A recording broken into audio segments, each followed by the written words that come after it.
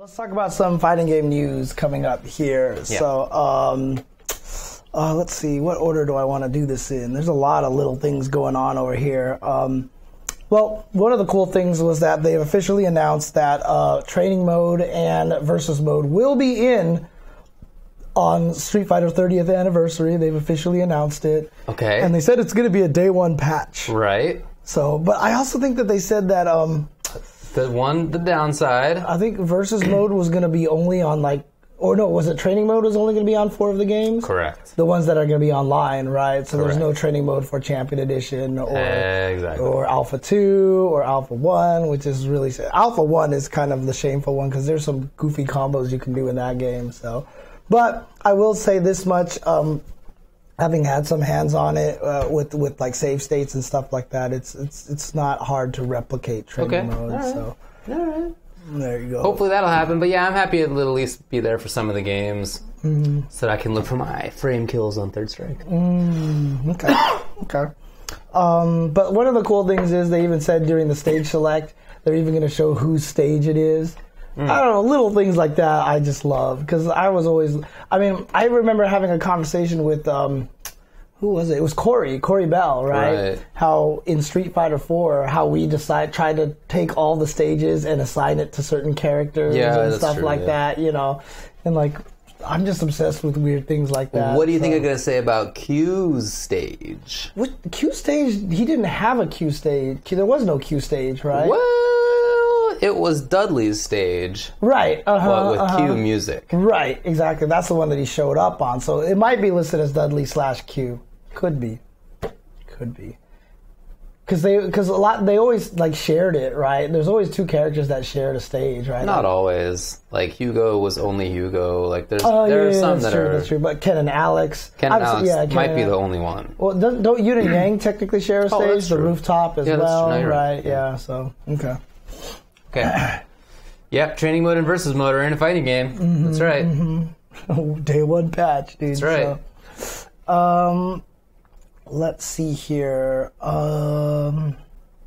So six games in the AnimEvo lineup have been approved for the side stage stream. Okay. We talked a little about this last week, but we have official 6 games here, which are going to be King of Fighters 14. Okay, that makes sense. So they will get some side time. Samurai Showdown 2. Wow. Which, in my opinion, is... I'm not sure I'm really all that happy about that one. Yeah? Because it could just be Ukyo. Oh. Because that game was busted. Ukyo was dumb. Ukyo was really, really dumb. Like, if you watch high-level Ukyo mirrors, it's like one of the dumbest matches you've ever seen. So actually, yeah, that's right. Necro 12 shared a stage. Oro and Sean shared a stage. Right. All right. Okay. Yeah. Good point. Good point. Well, speaking of busted games getting side tournament streams, Baishouju Senshi Sailor Moon S is getting official. Is that busted? Oh, yeah. I don't know anything about it. Yeah, that game is stupid busted. Like, some characters can, like, just chip damage. Like, I saw a video where someone did a wake-up uppercut and drained, like, almost half of someone's life. Whoa. And stuff. Like, they were showing one of the characters just has, like, she's a grappler with, like, one of the like a Makoto dash, but, like, way faster and stuff like that. It's, like... All right. Well, we'll see how that goes. Catering is going to be on the side stream as well. Hokuto no Ken. Wow, they're just picking all the broken games. They're going to do Hokuto no Ken on the side stream. I think that is sick, dude. I really enjoy watching Hokuto no Ken match videos because everybody knows the system so well, all those players who are still playing it, that the interesting part of the game is finding the route into the infinite. And so they know all of these different infinites. And then once they get into it, then it's like, all right, what are you going to do with it? Like, make it look cool. Dude, the best was when the people are doing the infinites, you see the other guy, like, pull out their phone and they're just like... No, I think it's actually really interesting. I really enjoy watching it. Oh, that's right. Yeah, Yoshi mentioned this. One character actually has, like, a fireball projectile that actually does more damage on block than it does on hit. That's kind of interesting. Sailor Moon, yeah. That could be kind of interesting, to be honest. And then the last game that's approved is Windjammers. All right. So that's cool. So look, there you go. I got to be honest. I think it's dumb that Catherine and Windjammers are in there. Oh, because they're not real fighting games. They're not real. I think that could have gone to a lot of very interesting fighting games. Yeah, I agree with that. Because the list of AnimEvo games is giant. 25 titles, right? It's a ton of different games. Yeah, look at all these. It could have gone to Gundam, you know what I mean? It could have gone to Teenage Mutant Ninja Turtle Tournament Fighters. That would have been so sick. Yeah. You know, that's a bummer to me. Yeah. That's a bummer. Yeah, I can understand. And Under Night in Birth hasn't even gotten a spot yet. Yeah, Under Night, you know, that's a shame. Yeah, that's true. Windjammer players never have claimed that it was a fighting game. No, of course not. I mean, it's a fun game to play for sure. And I don't mean to denigrate it as a thing to watch either.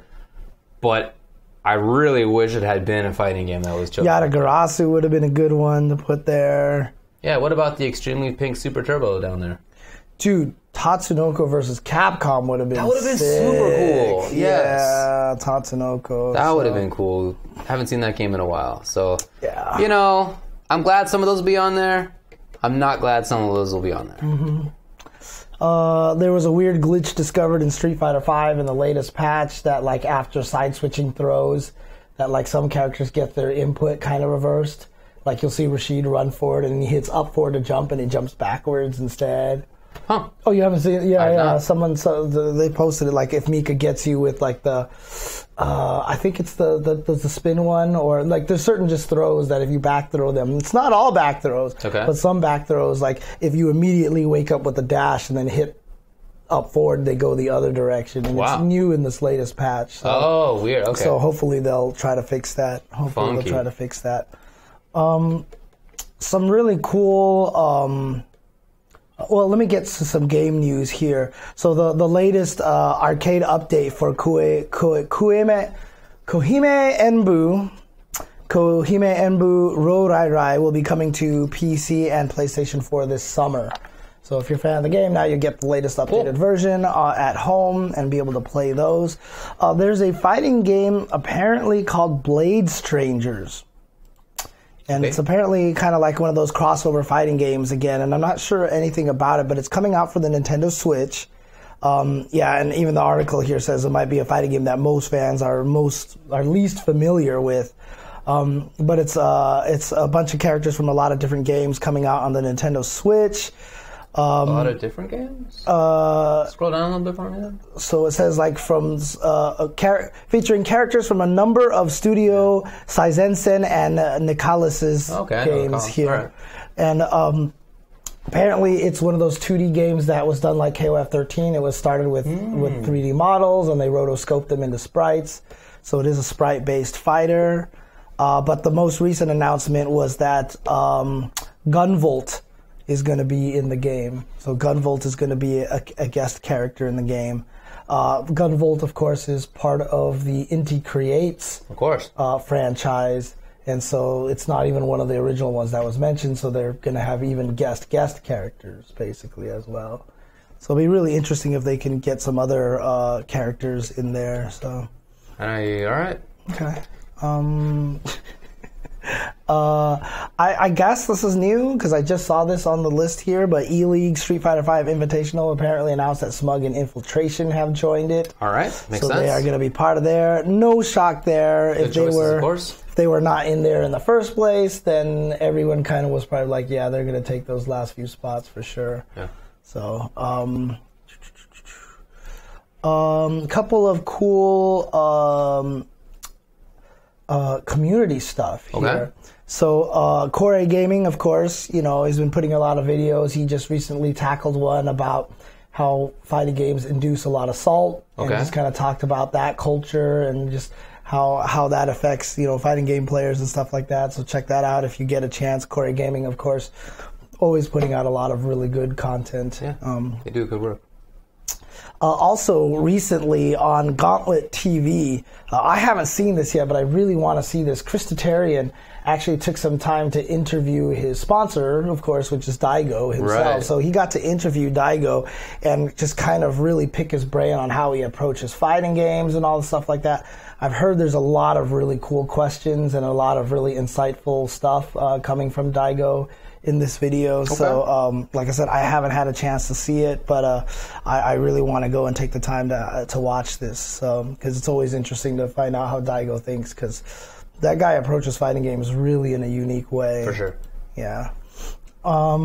Also, this is the kind of one that I want to talk to you about. All right. Is that Maximilian put out a video and, basically complaining about YouTube and how its policies really hurt Mortal Kombat players specifically, because Mortal Kombat is all violence, etc., etc. So for this game, you can't put out content without having them just flag everything in Mortal Kombat. And I'm just curious, obviously it sucks and everything like that, but if you have any sort of insight on that, from a legal standpoint. I don't have any more insight. No, I do know.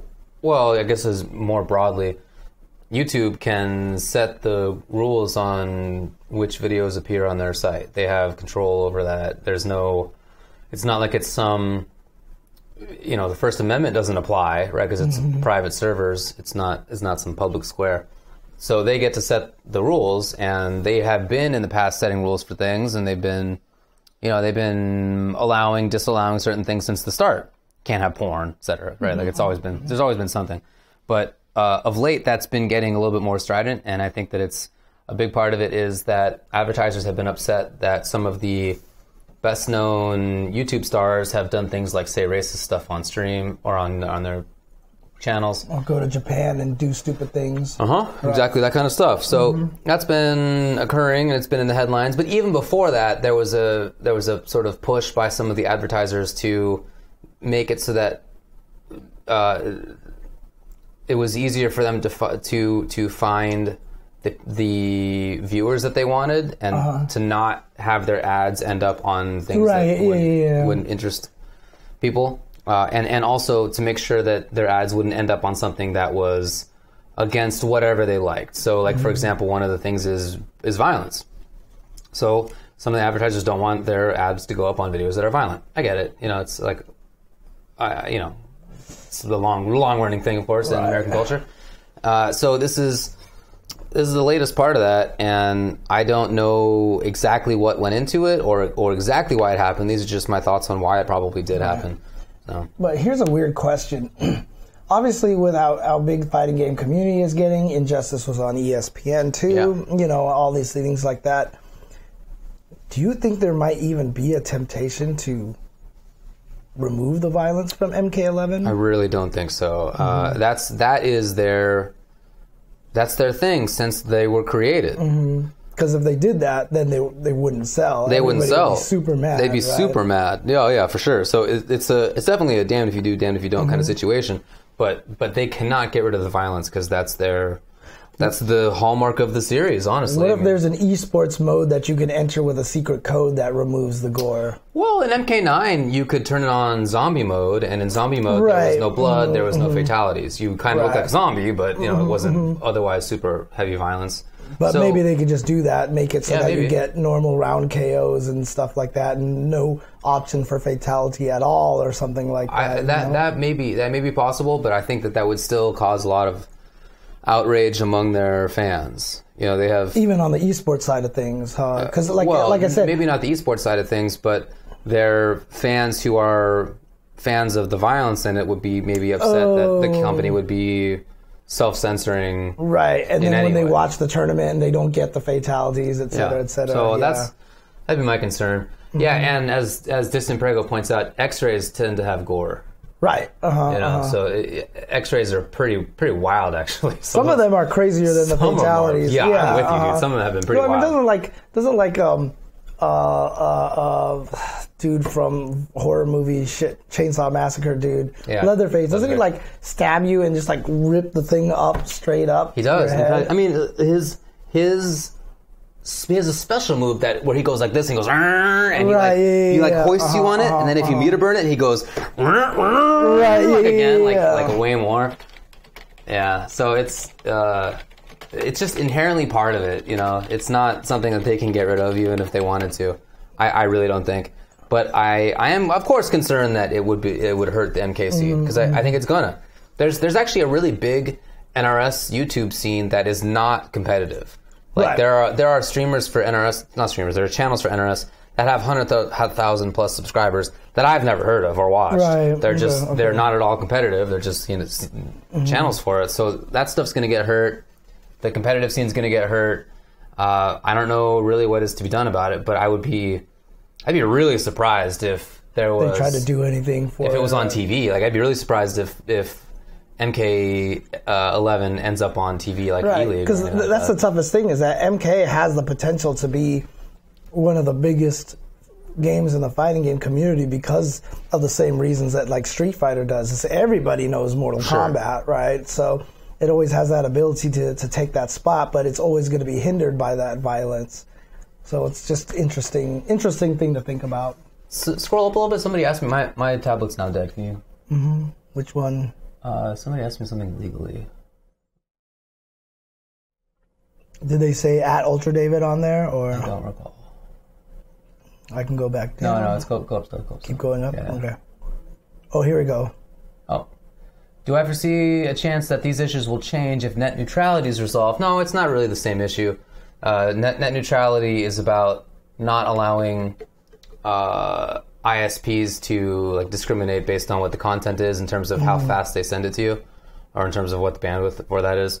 Not really the same idea. I don't foresee any legal change that would compel YouTube to not censor itself. Mm-hmm. I don't think that would really be possible. Okay. I mean, if there's any like proclivity to self-censor or not, it's definitely towards self-censorship because that's safer legally in a lot of ways, both for copyright and other reasons. So I would expect, if anything, more self-censorship, and that's like for the reasons I mentioned earlier about advertising, probably even more likely. So yeah, I don't really know what to do about it. YouTube is the only company like it. There's nothing that's even approaches it. Okay. So they have a position that is like unassailable. You know, like there's not going to be like a secondary YouTube that comes along and is like, hey, MK folks, you can show all of your stuff on ours and we'll be fine. And then that new one is like, the new YouTube, definitely not. Right. Mm-hmm. No way for sure. So, we're kind of stuck with it. And then the problem with it is that even if someone does try to come along and create that, once the advertisers and the money start rolling in, they're going to run into the exact same problem. Yeah, so. Absolutely. It's definitely a more fundamental issue. Mm-hmm. Yeah, Vimeo, Dailymotion, all those things exist. They're just not like that. Okay. All right. It's a really weird thing to say. Yeah. Okay. Some couple of signing news here. Forger Esports has signed Human Bomb. Right. Yeah, so he's on a team now, as well as esports team OG has entered the Smash Brothers ring by signing Swedish Delight. Oh yeah, I heard about that. Yeah, that's cool. Yep. There's a couple there. Probably should mention that Panda Global is announcing a Panda Global Fighters League for Dragon Ball Fighters. So I guess at the lack of a pro series for Dragon Ball, that Panda Global is trying to launch their own. Wow. I don't know any details about it, but it's the PG Fighters League. So let's see here. Beginning this past weekend and running through July 15th, this community league spanning local tournaments, online events, and Twitch sub-only tournaments, including some run by Panda Global themselves, will look to award top 3 placers with temporary sponsorships and flights out to EVO. Oh, okay, so it's actually going to be pretty short term. That's very cool, and though. The prize is just to get them out to EVO 2018. Why did I say it? I don't know. Cool, though. 2018. It's a long-term investment. 2018 is hella far away. Any tournament organizer can get their event approved on any of Dragon Ball Fighters 3 platforms. And so tier and point distribution are as follows. So they've got like PGZ tier, locals tier, subs tier, and lobbies tier, basically. So wow, there you go. They're even trying to get people to sub to Nakiel's channel. That's cool. Really cool. Yeah. I guess Texas Showdown was part of that. Wow. I didn't Okay, yeah, I didn't even know about that. Okay. There you go. Cool. Okay, so there's that information. Couple of really interesting, figures coming out. Pop Culture Shock always does like crazy figures. They're coming out with this crazy Shao Kahn figure that is just ginormous, basically. But it's also Like, I mean, they said it for the price. It's a 1:3 scale. 35 inches tall. And it's $1,500. Dang. It is. So this is only if you are a true fan here that you are getting this thing here. So crazy statue here. Wow, look at that. It's pretty sick looking, to be honest with you. I mean, look at this thing. Look at these things. But I mean, you have to be the true fan. Oh wow, you can take his hat off? Dang, I guess so. I've never seen him without his hat. Yeah, I know. But yeah, this is seriously for true fans only. So if you really, really, really, really think the thing is cool, yeah, you can go for that. But Connecticut is also releasing a new Chun-Li statue as well. Here you go, Chun-Li statue. I mean, I think the pose is kind of cool because it's not your typical like Chun-Li pose, you know what I mean? Where it's just like an action shot. Right, exactly. And it's not like, here, stare at my crotch a bunch of times, right. You know what I mean? So it's kind of a nice change of pace on Chun-Li figures right there. So although you can apparently see her butt pretty good there too. Yeah, well, that's how it goes in Kokosho. Yeah, pretty much. So, but it's cool. So that's another figure that is coming out right there. Sick. Again, probably it's going to be about $370 or 3 installments of $123. It's weird that just because we came from the Shao Kahn figure, that's like, hey, that actually sounds kind of cheap. But it's still pretty pricey though. So still it's pretty pricey. But man, I swear if I was one of those people that just had like infinite wealth, I would just be buying all these damn figures. Because I obviously I like fighting game figures, so I like fighting game figures. Last thing is not really related to fighting games, but could be related to fighting games in the future. Nintendo revealed details for their online Switch service. And it's basically going to be for $20 for a year. That's actually a really fair price, to be honest with you. But you gain access to ability to save your saves to the cloud, like PlayStation, like PSN does, if you subscribe to PSN. Oh, really? You can do that? Yeah. They let you, I mean, I don't know. I mean, obviously Splatoon and Mario Kart can be played online already, so I don't know how that's going to enhance those things or anything like that. But they did talk about how 20 NES games are going to be available immediately for the service that you could just have access to just directly for part of the subscription. You don't have to buy them, and they will be adding online capabilities to them, so you can play games like Balloon Fight online with a friend and stuff like that. Okay. So it's kind of neat. I don't know what, like I said, what this is going to entail for. Let me see. Whoa, dang! They have a family membership plan where it makes it where 7 people can split a year-long membership at $35. Does that mean 7 different Switches can? How does that work? I'm not sure. Probably not. I'm not sure. That's kind of neat, though. But there you go. I don't know what this is going to entail for future fighting games. You know, obviously they had online capabilities before, so.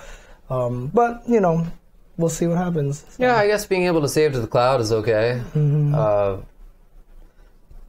Yeah, I guess I was gonna say I thought that Steam does that, but actually Steam doesn't do that, right? Or no, it does. It does, but only for certain things. Yeah. There are 20 games. There is that 20 games is listed. Let me see if I can get that list of games for you. I know it's out there. Let's see, features, Nintendo Switch online app, Nintendo Enter, there we go.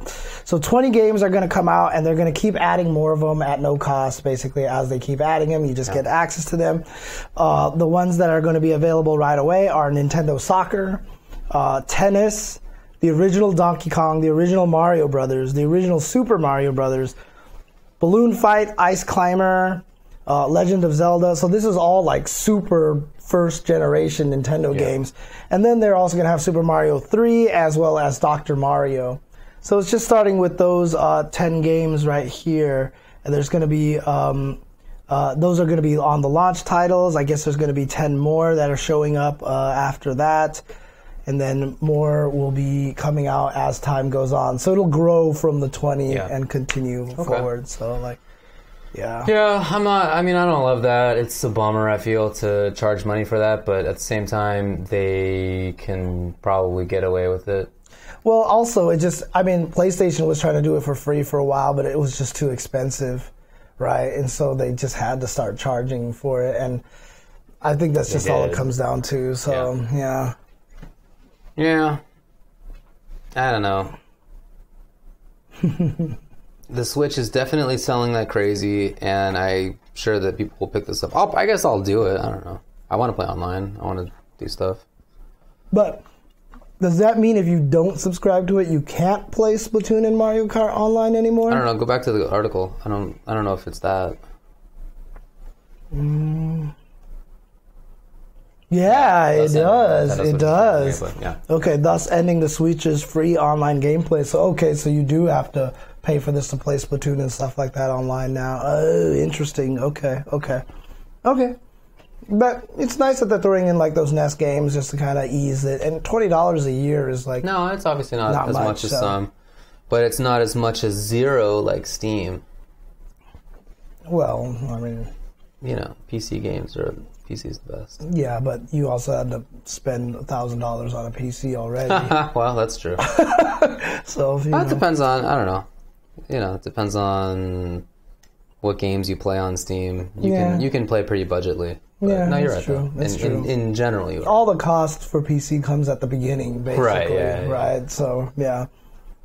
I mean, like right now, I want to buy a new computer for upstairs, and it's just like I can't really. Right. It's just not gonna happen. So I mean, you can buy it piecemeal. You can like get a graphics card now and get the motherboard later. Yeah, but that money is going to buying all the parts for a super gun. Okay. So well, up to you then. That's your decision. Yeah.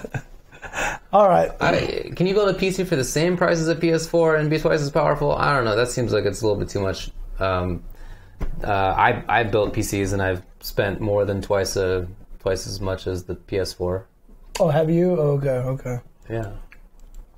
PCs can be expensive, man. Definitely. So, right. Any case, how much is PS4? Like $350? At this point in time, I really don't know. I think it's $299 now, right? Oh wow! I think so it's $600 for a well-built PC. I don't know about that. Seems like it's maybe not. To be honest with you, I could be. I mean, look, mine was free, right? Dang! Thanks to Amazon credit card. Oh wow, that's crazy, man. Buying all those flights and hotels for Capcom and stuff like that, right? I just built up points to the point where my PS4 was absolutely free. So, and yeah, as Radoban points out, because of crypto mining, graphics cards have gone up in demand. Are you serious? Oh, it's a lot. It's by a lot.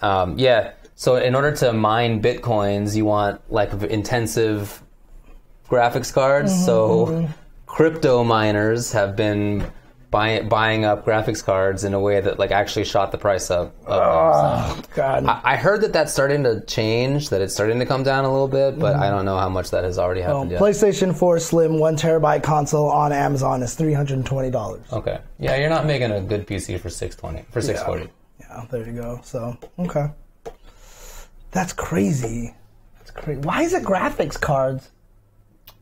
Well, I don't know anything about cryptocurrency. I'm no pro, dude. I am staying away from that topic. I want to learn as little as I can about that, to be honest with you. Wow. I just want to stay away from that, dude. If I'm going to be old man Luddite about one thing, it is going to be cryptocurrencies right now. Okay. Yeah, because I just do not want to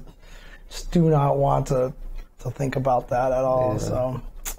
Okay, well, that's all I have. Is there anything else that you want to talk about? Any side topics? When we were talking about Dragon Ball, you brought up the nerf to the thing that Apology Man found. I wanted to talk about that. Oh, that's right. Yeah. That sucks. What I don't like about the Dragon Ball patch is I guess we got to mention some of the things. So, Gotank's assist restands are gone. Mm-hmm. EX-Leg's pressure sounds like it's worse. There's some stuff that I feel like the scene kind of developed that I feel like is gone or getting worse, like the Piccolo thing you were just talking about. That is a bummer. I understand that developers have an idea of what they want the game to be, and some of them just want to keep it that way. But I don't care about the developers in that respect. Just in the same way that I don't care about the person who wrote a novel, what I want to do is interpret it in the way that is meaningful to me. Okay. I can like, I'm not opposed to them having a viewpoint of what their novel means, but like what really matters to me is what my interpretation of it is. So I feel that same way about games. I don't care about what the game developer wanted it to be. What I want it to be is what's fun to me. And what is fun to me is in part the things that I help come up with. Right. I didn't help come up with those in particular, but it's happened to me in the past where things that I come up with or that I find get patched out. And that's the number one example is the jump back throw OS. Yeah. Nobody wanted to get rid of that. Yeah. Like, everybody's been clamoring for a new defensive mechanic, and that was one of the defensive mechanics. That was a nice defensive mechanic that gave people an option to get away from a very offensively oppressive game. And then they got rid of it. And it's just like, why would you get rid of this? I just don't care about that. The death of the developer, like the death of the author. Yeah, I'm down with that. I mean, I'm not totally opposed to the developers having an idea in mind. I just want them to be open to the fact that players are going to find things and that they would like to keep those things because it's fun for them. Like, that's part of the interest in a fighting game, is that as a player you have so much input into how the actual game is played.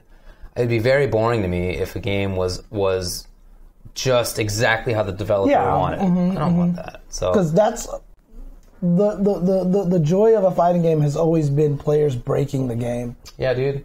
That's always been the best thing about fighting games, is doing things the developers did not intended, and it's cool that way. And so, right now, we've got that game in MVCI because there's never going to be a patch anymore. So, that's true. That's true.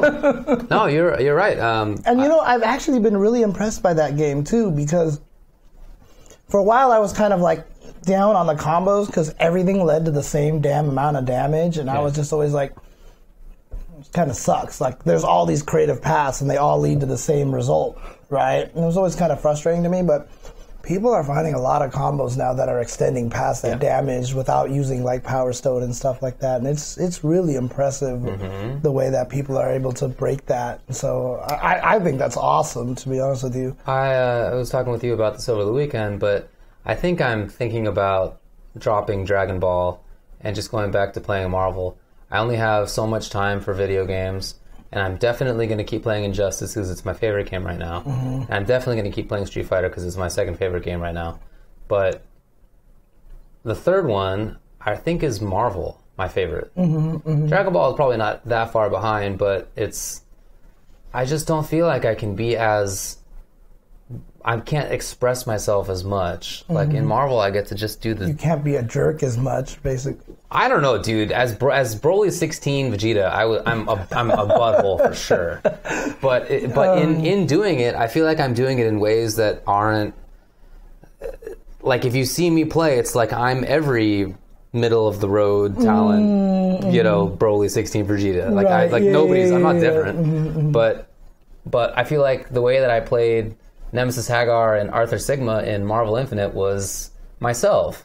And I'm not like a great player at it, but like I feel like I'm doing unique stuff. Like, I was doing combos that other people weren't doing. They had their own combo, which you said is like, similar damage result. Right. But it's still cool. But it's the one that I do. Yeah. I think I really miss that now. So I want to go back and play more of that. Dude, man, that game is fun. It's so frustrating because the internet social media has already gotten to the point where Marvel is just bad. And I saw a thread where someone was like, "Oh, Killer Instinct had more entrants than Marvel at Texas Showdown," and a whole bunch of people were responding like, "Good," or like, "Serves it right," and stuff like that. And I'm just like, you don't play either of these games. Like, I know these people; they don't play either of these games, And it's like, but there's just this feeling towards it because honestly, what the community is doing for MVCI, I think, is really cool right now. I think that game is super fun. It's super creative, and watching the top players play it. I don't know. Like, look, I was a fan of it since the beginning. I know you are. And I know everyone's always been saying like, "Oh, it's because you're a shill" or whatever like that. But I just generally really want to love address that. that point anymore. Yeah, no, I just generally love that game, and I still like it. I love the creativity, and it is that game where they just basically made everybody as busted as possible. Whatever you want to do, man, it's so sick. I almost feel bad even comparing the two because I feel like they're very different games. But the only comparison that I'm trying to make is in how much I enjoy them.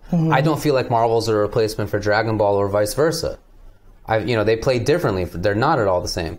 I'm just saying that I only have so much time, and I want to play the games that I like the most. And right now, I think those games are Injustice, Street Fighter, and Marvel. Folks are asking about BlazBlue Tag, and I'm definitely going to get it. Tomorrow, you can pre-order it if you're in the U.S., and you can get access to the beta, and then after that to the whatever they're calling the little period after that, closed beta or open beta or whatever it is. You can play it in advance for a little while. So I'm definitely going to try it out. Just made me so sad. What? He said they should have just waited to release the game now, after Infinity War. What are you going to do? Dude, if they had released it after Infinity War, it's just not worth it. I just feel like those are conversations not worth having anymore. When am I going to play Uniel again? Oh, when are you going to play Uniel again? Probably not going to. Right. Yeah. To be honest, I like those games. Those are cool, but I enjoy the games that I'm playing more, I think. And if I like BlazBlue Tag more, then I'll play that. Like, I'm really looking forward to trying out Tager Walled and Tager New. That could be sick, actually. But I don't know. We'll see. I'm just certainly going to go into it with an open mind. Right now, though, I think it's Marvel. Yeah. I mean, like, for me right now, it's like Street Fighter, Tekken, and it was Guilty Gear, but Tekken's kind of taken over Guilty Gear at this point in time. So right now, for me, it's Street Fighter, Tekken, and Dragon Ball is what I've been playing mostly. But makes sense. We'll see what happens. I am enjoying Dragon Ball. It's a fun game. I don't mean to say it's not. Right. I just feel like it's not. Like, when I see somebody play Dragon Ball, everybody looks the same, with the exception of maybe Goichi blocking. Or Majin Buu. Sure, there are some players playing some characters that are really rare. Right, but it's just Majin Buu. Almost everybody is playing. I'm not even against people playing the top tier. That's not what I'm trying to get at. It's that nobody plays 16 differently than anybody else. Nobody plays Adult Gohan differently than anybody else. There's just the way to do it. Right. And I've enjoyed playing 16, and I've enjoyed playing Broly. I think they're really fun characters. But I don't find that there's that, like, one guy moves better with them, or like one player has a different combo, or one has a different mix-up, or one has like a different neutral game. Like, really, the only people who I think play differently are maybe like Goichi and Chris G, and I don't know, anybody else. I'm not sure. In terms of Uniel, I got to get together with Choi Sauce again to finish that. We never got to finish the Uniel stuff just because I've been traveling so damn much recently. So hopefully I'll be able to do that soon.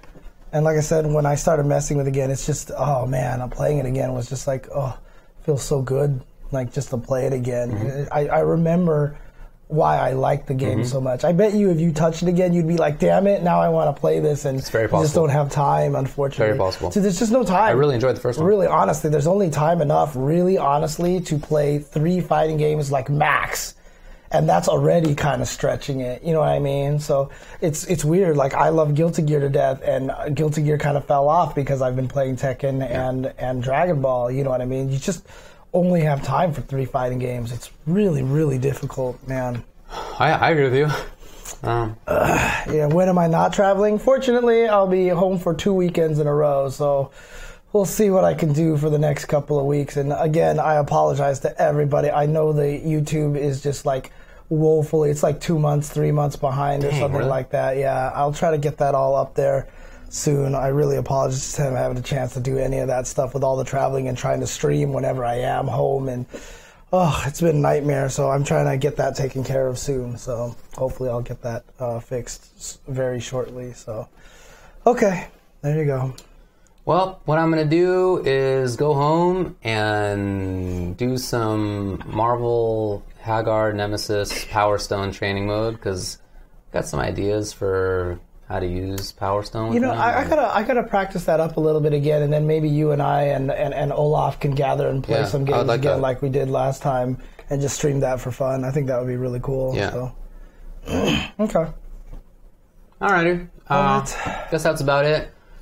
Yeah, I'm not traveling for 1 weekend. Woo! Yeah, you're traveling another weekend because you have personal things to travel for. Yeah, exactly. Got stuff to do the following weekend. Yep. Am I going to stream that? Nah. Oh man.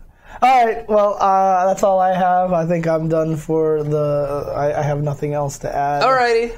So, have a good night, everybody. Thanks a lot for hanging out with us. It was a blast as per usual. And then. Hey, did you see my joke about Carol Danvers? I did. What'd you think about that? I really liked that. Good, right? That was really good. That was really good. Yes. Yeah.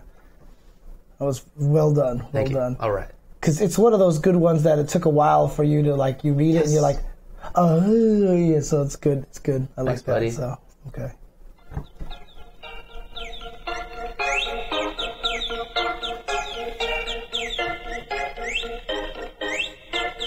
You'll just have to find out what the joke is somewhere else. You can call me Carol Danvers' first superhero name because I...